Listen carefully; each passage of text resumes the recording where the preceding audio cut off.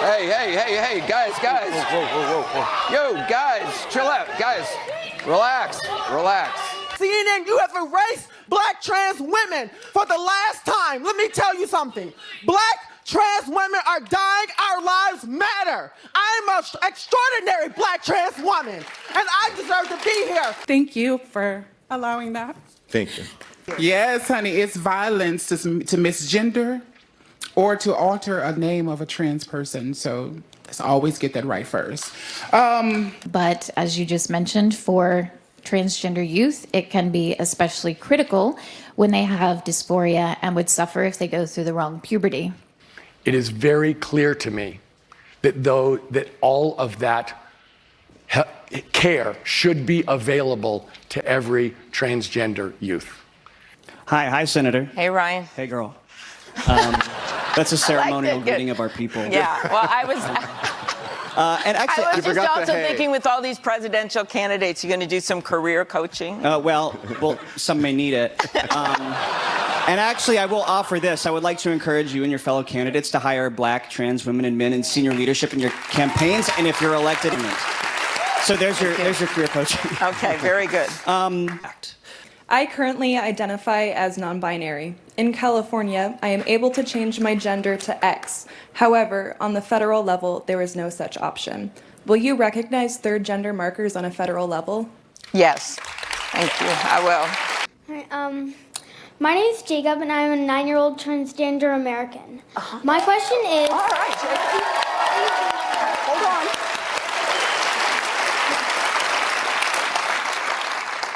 What will you do in your first week as president to make sure that kids like me feel safer in schools? And what do you think schools need to do better to make sure that I don't have to worry about anything but my homework? Oh, I like that question, Jacob. We're going to do this. And here's my plan, Jacob. I'm going to find just the right Secretary of Education. But here's what I plan to do. I want to make sure that the person I think is the right Secretary of Education meets you and hears your story, and then I want you to tell me if you think that's the right person, and then we'll make the deal. Does that sound good? All of these are really important priorities. Yes. But a lot of them are geared toward white LGBTQ folks. Yep. And now I'm going to get a little frank, right? Racism, sexism, homophobia, transphobia, anti-Semitism, Islamophobia. Wait, no, here's the thing I want to say. There is not a mother of a black son that the day that baby is born is not concerned about his safety. How do we get those men to stop killing trans women of color? We are hunted. I know. Systematically hunted. I know. How do we do that? No, you're right. And thank you guys. And my pronouns are she, her, and hers. She, her, and her? Mine too. All right. I went in on Monday, and all the national press saying Biden's going to really get nailed when he walks in and sees the president every morning. He got up, and he walked over to me and said, well, you told me. And he gave me a kiss. He leaned over. I swear to God. So anyway, but it's just, look, folks, this is going to be one forum where you're going to find very little disagreement among the Democratic candidates. As I know you are aware,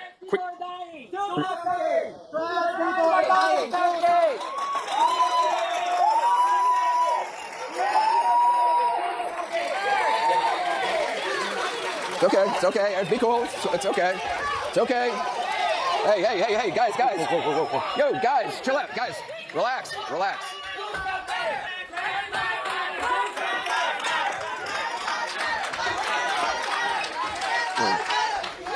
Let me just point out there is a long and proud tradition in history in the gay, lesbian, and transgender community of protest, and we applaud them for their protest. And they are absolutely right to be angry and upset at the lack of attention, particularly in the media, on the lives of transgendered. I agree with you, ma'am. I'm not applauding. Yeah. All right. So, as I know you are aware, queer people are not a monolith. We are as diverse as our country. As the first openly gay presidential candidate, you have faced questions on whether you are an adequate representative of the queer community. I too have felt pressured at times to be, quote, the right kind of gay. As president, how would you be an advocate for the queer community in the US, even without being everyone's preferred definition of gay? Well, thank you for your question. And before turning to it, I do want to acknowledge what these demonstrators were speaking about, which is the epidemic of violence against black trans women in this country right now. And I believe, or would like to believe, that everybody here is committed to ending that epidemic, and that does include lifting up its visibility and speaking to it.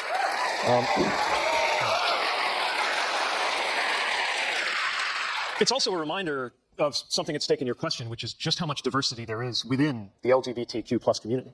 And I'm very mindful of the fact that my experience as a gay man, but as a white cisgender gay man, means that there are dimensions, for example, of what it's like to be a black trans woman that I do not personally understand. But I also think that diversity within the LGBTQ plus community is part of what we have to offer right now. Our community, our country is so torn apart. We're so fragmented. And here we have the LGBTQ plus world that is everywhere. We are in every state, every community. Whether folks realize it or not, we're in every family. There is no right or wrong way to be gay, to be queer, to be trans. And I hope that our own community, even as we struggle to define what our identity means, defines it in a way that lets everybody know that they belong among us. I knew I was different long before I was ready to say that I was gay. And long before I was able to acknowledge that that was something that I didn't have power over. I think you spend so much time as you grow up learning the things that you can control or trying to control things. And there's some things that you don't. Learning to accept that, let alone learning that it didn't have to be a bad thing. That took me a long time. I so admire people who are coming out at young ages, but also recognize that there's no right age or right way or right time to come out. Like, people are ready when they're ready.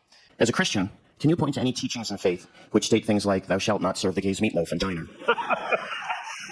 The Christian tradition that I belong to instructs me to identify with the marginalized and to recognize that the greatest thing that any of us has to offer is love. When religion is used in that way, to me, it makes God smaller. It to me is an insult not only to us as LGBTQ people, but I think it's an insult to faith to believe that it could be used to hurt people in that way. Do you believe God made you gay? Well, the decision was definitely made way above my pay grade.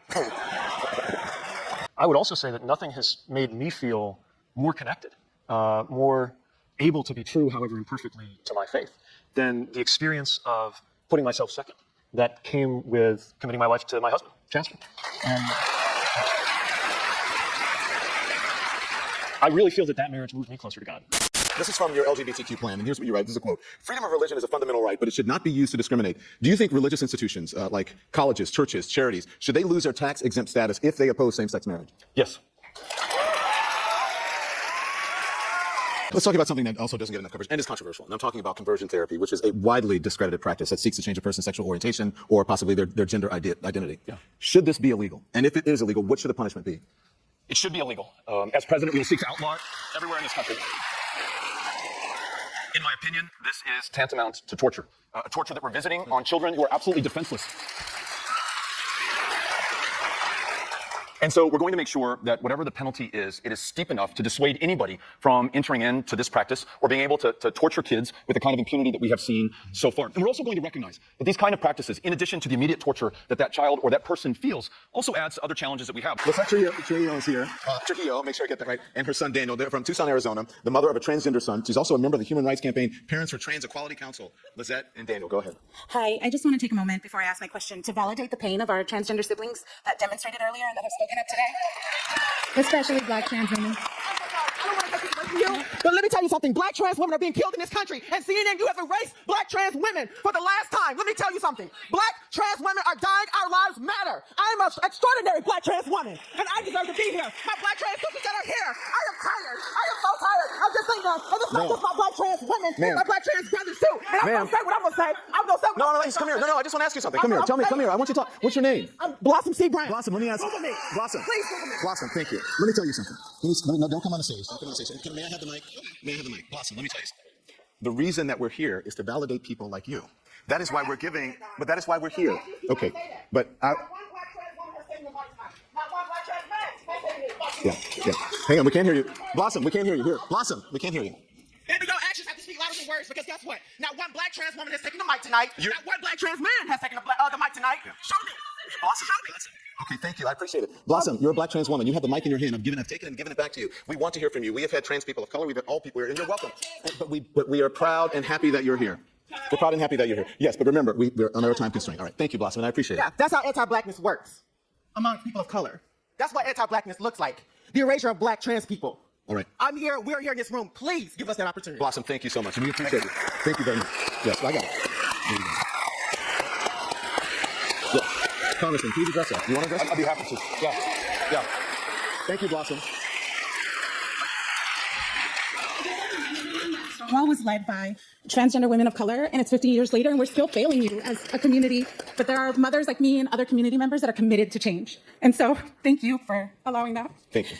And then I want to commend you, because after Blossom took the microphone from you and then returned it after what she said, you acknowledged that she did not grab the mic to speak out against anybody or to put down anybody. She grabbed the mic to stand up for herself and other trans women of color and trans men of color that she talked about as well. That's what democracy looks like in America. What I will say is that I think that the most powerful thing folks can do is to share their experience, to speak their truth. And next, Secretary Castro, I want to bring in Shay Diamond, a singer-songwriter from Los Angeles. She currently supports Mayor Pete Buttigieg. Shay, what's your question? It's Shea Diamond. Shea Diamond. Put that on record. Okay. It's on the record. Thank you. Yes, honey, it's violence to misgender or to alter a name of a trans person. So let's always get that right first. So the first thing I would like to say is the National Trans Visibility March happened last week. And we didn't see much representation from cisgender people. And we want to just know, if you are elected as president, will you have a group of transgender people to counsel you or advise you? Shea? Shea. All right. I absolutely would do that. You know, I think as a Catholic, and I'm sure we have many people of faith, I think we need to end this myth that these two things are separate. There are a lot of people in the LGBTQ community that are also people of faith. They're religious. They believe. But you know, the other side always acts like those two are completely separate. They're not. The LGBTQ community includes people of faith who oftentimes, as I've heard over the years, have suffered through, even with their faith, holding on to that faith as the institutions that they belong to, oftentimes have put them down, have characterized them as the other. And you know, we can't do anything about the institutions, the religious institutions themselves, but when it comes to government funding, or how our laws treat people, everybody's going to be treated the same. There's not going to be any second-class citizens in the United States. As president, I would make sure not only that we appoint people, including members of the LGBTQ community, to the cabinet, to the White House staff, and other positions in the administration who are going to ensure that we expand equal opportunity, but we absolutely will strengthen protections in housing and employment and healthcare in every other context for members of the LGBTQ community. I believe that we should build on the work of President Obama and the Obama administration, including to make sure that bisexual voices are represented in the administration and that they're part of the feedback and the input that we get going forward on administrative actions and also as we push legislation. One of the things that I thought was really spectacular that happened over the course of the last year was that in Illinois became the first state to require that in its public school curriculum that LGBT history be taught. That is a milestone, including for the bisexual community. I believe that one of the things that we need to do is that we need to make sure that we raise a generation of young people who have a greater understanding and more appreciation for all of our American family, who doesn't just see the LGBT community as different, and doesn't see the LGBTQ community as making a choice or choosing a lifestyle, but understands that that is who people are. That is identity. And when it comes to the bisexual community, I think that that's equally true. The 19 transgender individuals so far, 20 transgender individuals so far this year who have been murdered. The LGBTQ community, in fact, has a lot of unfortunate experience with gun violence. Yeah, you know, what my faith teaches me is that we should all love one another. Love thy neighbor. Right? And the golden rule, at the most core basic tenets of so many faiths, and also of people who choose not to believe, just their own personal beliefs, is this sense that we should treat everybody with the same dignity and respect and compassion. And that is, for me over the years, what has attracted me about the Catholic faith is the social justice component of it. And that teaches a lesson of equality. And I know that, obviously, whether it's the Catholic faith or it's other faiths, oftentimes that has been put antagonistically against the LGBTQ community, but I don't believe that is actually the teaching of the Bible. I believe in a God that sees us all as worthy and as having dignity and deserving of the same things. I know in my hometown of San Francisco, 10% of the homeless people are transgender youth. So access to affordable and affirming healthcare should be the right of every person. But as you just mentioned, for transgender youth, it can be especially critical when they have dysphoria and would suffer if they go through the wrong puberty. Not everyone can afford insurance, and even if you have insurance, puberty blockers are rarely covered and can cost thousands of dollars. That means that many otherwise supportive families out there who want to help their adolescents can't because of financial barriers. How can you help lower the cost of these critical life-saving medications? It is very clear to me that all of that care should be available to every transgender youth. Health care is a right for every American in the 21st century. It's an absolute right. And this is a critical part of healthcare for these young people. LGBTQ Americans will not be counted on the 2020 census. What is your plan to account for this and to ensure that LGBTQ Americans' identities will not be erased? Kevin, let me ask you a question about this. They will, when you say they won't be counted, what do you mean by they won't be counted on the census? They will not be identified on the census? Correct. Like LGBTQ identities will be removed from being asked as a question on the census in 2020. So I think it's clear that this administration is scared of data that contradicts their underlying beliefs. What would be your strategy when it comes for pushing for LGBT legislation on LGBT rights and getting support from Congress from members who are not so very pro-LGBT? You mean there's some of them? It is great to be here, and I want to thank you so much for that question, and also welcome everyone. I did want to mention first that I have a very special guest out there, and we've talked a lot about the challenges of the community, but for me this is a moment of joy, and then I have with me one of the first trans member of the Minneapolis City Council, Andrea Jenkins, right out there in front. So I'm very excited that she came out as my guest. She is. Andrea, stand up here. Thank you. Will you support federal and state measures to forever ban so-called conversion therapy practices? Yes. I think we know this makes no sense at all. We know this isn't the right thing to do. And what I'm amazed about you, Seth, is you somehow got through this and are a hero to so many other young LGBTQ community members. So I want to thank you so much for that. So thank you. One of my favorite stories of youth was a high school in Minnesota that actually had 8 suicides in just a few years, and 2 of them were LGBTQ members. And this high school went through a really hard time. Well, then they had the vote for the heart dance royalty, and the students voted for a lesbian couple. And the school wasn't going to let them march down. And so a federal judge, who I actually had recommended to President Obama, was the one that brought in the school and brought in those 2 young girls and had a mediation. And out of it came the grace and dignity for the school. And those 2 walked into that with that line of royalty hand in hand. Executive and career coach. Hi, Ryan. Hi, Senator. Hey, Ryan. Hey, girl. That's a ceremonial greeting of our people. Yeah, well, I was And actually, I was just also thinking with all these presidential candidates, you're going to do some career coaching? well, some may need it. And actually, I will offer this. I would like to encourage you and your fellow candidates to hire black trans women and men in senior leadership in your campaigns, and if you're elected. So there's your career coaching. Okay, very good. I currently identify as non-binary. In California, I am able to change my gender to X. However, on the federal level, there is no such option. Will you recognize third gender markers on a federal level? Yes. Thank you. I will. So let me ask you about this, because we've been hearing a lot of terms. Some of our viewers might not be, they may be hearing it for the first time tonight, may not understand what they are. Cisgender, non-binary. What responsibility does a president have in increasing awareness and education about these identities? I think a big one, because you want to be able to bring people in. We have a president right now in the White House who spends his time dividing people in any way he can. Every single morning he writes a tweet going after someone, going after people of color, going after immigrants, going after trans people. It just never stops. And so I think it's going to be just a complete change to have a new president in place. That's putting it mildly. And just changing that culture and changing the tone of our politics. And part of that will be educating people about people's identities and what's happened and where they are, because he sure isn't doing that. Let's say you're on the campaign trail and you're approached. You have been. And a supporter approaches you and says, "Senator, I'm old-fashioned, and my faith teaches me that marriage is between one man and one woman." What is your response? Well, I'm going to assume it's a guy who said that. And I'm going to say, then just marry one woman. How cool is that?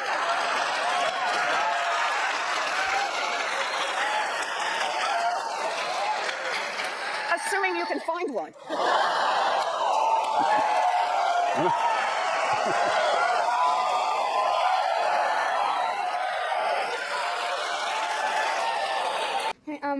My name is Jacob, and I'm a 9-year-old transgender American. My question is... Hold on. What will you do in your first week as president to make sure that kids like me feel safer in schools? And what do you think schools need to do better to make sure that I don't have to worry about anything but my homework? Oh, I like that question, Jacob. We're going to do this. So let me start by saying I want to have a Secretary of Education who both believes in public education and believes in the value of every one of our kids and is willing to enforce our civil rights laws. And here's my plan, Jacob. I'm going to find just the right Secretary of Education. But here's what I plan to do. I want to make sure that the person I think is the right Secretary of Education meets you and hears your story, and then I want you to tell me if you think that's the right person, and then we'll make the deal. Does that sound good? We'll do that. Good. Okay. You've proposed outlawing conversion therapy, repealing the trans discrimination laws. Good. All of these are really important priorities. Yes. But a lot of them are geared toward white LGBTQ folks. Whereas other issues surrounding non-white Black and brown LGBT people, like youth homelessness and hate crimes, heavily impact the Black and brown community. So how would you pay attention to all of the important priorities you've outlined in addition to homelessness and hate crimes? So thank you for asking the question. And I hope you'll go to elizabethwarren.com, LGBTQ, because I actually have plans on this. It's more than just the three you identified, and in fact, specifically about youth homelessness. Can we just talk about that one for a minute?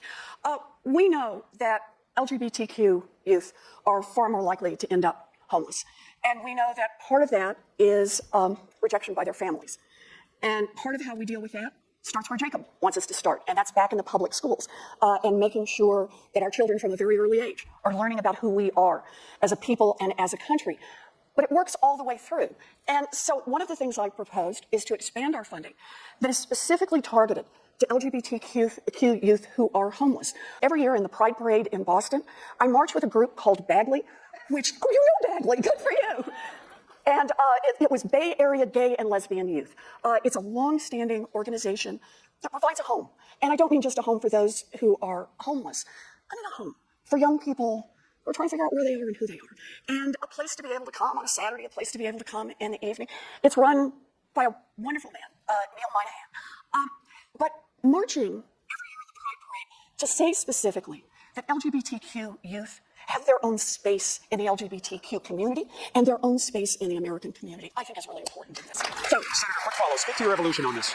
In the 2012 campaign for Senate, you criticized the judge's ruling that granted transition-related surgery to a transgender inmate. You said, I don't think it's a good use of taxpayer dollars. Right. Do you regret that? Yep. No, it was a bad answer. And I think it was a bad answer. And I believe that everyone is entitled to medical care and medical care that they need. And that includes people who are transgender, who it is the time for them to have gender-affirming surgery. I just think that's important, and the appropriate medical care. Anna, thank you guys. And my pronouns are she, her, and hers. She, her, mine too. All right. That I don't know, there must be something in physics or chemistry that when you have a group of people that is so large who are so full of pure joy in one place, you can feel it. And if anyone has known love and honors the importance of love and the commitment one person is willing to make to another person in the name of love, they should always recognize and encourage that nobody would be treated differently under the law when they're prepared to make that commitment. And that's what I would say to them. So the point that I was making is, what's it to you if same-sex couples get married? It's not impacting your right to get married, your ability to get married. What's it to you, right? Any day and every day in the life of someone who's being denied justice is a very long time. And I do believe that as a concept, as just a general point, people should agree with that. If we agree that we are a nation that was founded on certain principles, again, that are based on those words we spoke in 1776, that we are all equal and should be treated that way, period. And I'm gonna get a little frank, right? Racism, sexism, homophobia, transphobia, anti-Semitism, Islamophobia. Wait, no, here's the thing I wanna say. There is not a mother of a black son that the day that baby is born is not concerned about his safety. The same is probably true for the Jewish mother of her children, or the Muslim mother of her children, or the mother of anyone who is LGBTQ, including a wonderful, wonderful leader that I was talking with yesterday who has a young transgender child. And what we have to understand about that is that literally we have whole populations of people who often from the day they were born know that their body is capable of being harmed physically. No one should be made to feel vulnerable in that way to harm, and that their physical safety is at jeopardy. And that's how I think about this issue when it relates to our transgender community. When I look at the fact that there were 19 black transgender women already this year who have been killed, 20. When I look at the fact that when you compound race with being transgender, you are doubly exposed. And if you are Latina or Latino and you are an undocumented immigrant, or you are in the system in any way. And so first I say all this to say, I have a long-standing, decades-long connection to this issue. And as President of the United States, I promise you that I will put all resources and priority into ensuring that all people are safe and with a particular understanding of some of the most vulnerable communities. And when I say vulnerable, I don't mean because you are not strong. I say because we know that certain populations are more vulnerable to hate based on other people's prejudice and racism and hateful thoughts. And we as a society must acknowledge the truth of that and then make sure that we create safe communities in which they can exist. Stop killing us. How do we get those women to stop killing trans women of color? We are hunted. I know. Systematically I know. hunted. How do we do that? No, you're right. And but I'm just saying, I want you to be able to talk. That's what I'm saying. Probably one of the most powerful tools in the hands of the President of the United States is that microphone she holds. And her ability to then hold it in a way that recognizes that the real strength of a leader is based not on who you beat down, it's based on who you lift up. And so across the board that applies. We had a position in our administration within the Department of both Department of Justice as well as within Homeland Security, a provision to keep watch on these groups that we know are out there, like terrorist groups. They're similar. Know are out there to be able to follow without violating their First Amendment rights, to be able to follow what they're doing and follow up on threats that come forward, because they come forward in many different forms. We have to make sure that we make title. This is a civil rights issue. It's covered by, in my view, even though the court may not agree, this is a civil rights issue, protected by civil rights, the Civil Rights Act. And we should be focusing on how to enforce that. My Justice Department, and I guess anyone in the Democrats' Justice Department, will in fact do that. And so when I went on Meet the Press the next week, I think it was the next week, I answered the question honestly. And everybody thought that I had jumped the gun on the president. I didn't know the president and his staff was thinking about, in fact, the president moving right after the election. And I got to tell you, he's a great guy. I went in on Monday, and all the national press saying Biden's going to really get nailed when he walks in and sees the president every morning. He got up and he walked over to me and said, "Well, you told me." He gave me a kiss. I swear to God. So anyway, but it's just, look, folks, it's just kind of basic stuff. And after that service, I was forced to make one of the most difficult decisions I've ever been forced to make, and that was to choose between serving my country and my true identity as a transgender woman. The fact of the matter is that we're in a position where transgender men and women are in a position where they should be able to do anything anybody else in the world can do. There should be no difference. I mean it sincerely.